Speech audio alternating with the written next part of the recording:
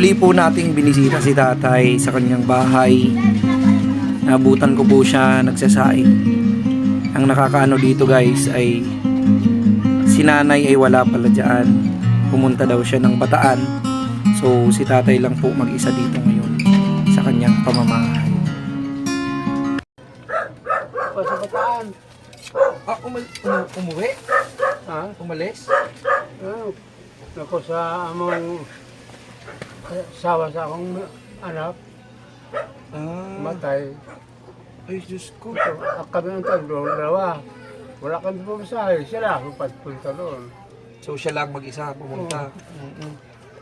Ayan, oo. Nasa Bataan pala si nanay. Ha? Nasa Bataan. Bataan. Hindi pa may sakit yun? Pero kung ano na kayo, wala man sa'yo, laing mga kwan. Hindi, ikaw lang dito mag-isa. Kung nasa, ako ato na lang. Upo ka muna dito, tatay. Ang alam ko kasi may sakit yun si nanay. Kaya tinanong ko sa kanya kung nasaan si nanay. Yung pala nagpunta sa may patay.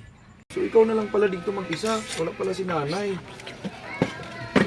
Ano yun, nagsasaing ka? Saing? Kung may bumili ako gatas. Para may ano ka, may gatas.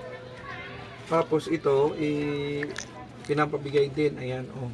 Para meron ka rin ang gastos dyan. Ikaw lang pala mag-isa dito. Wala pala si nanay. Nabagan ako kaya nanghirap pa sa pamasahe.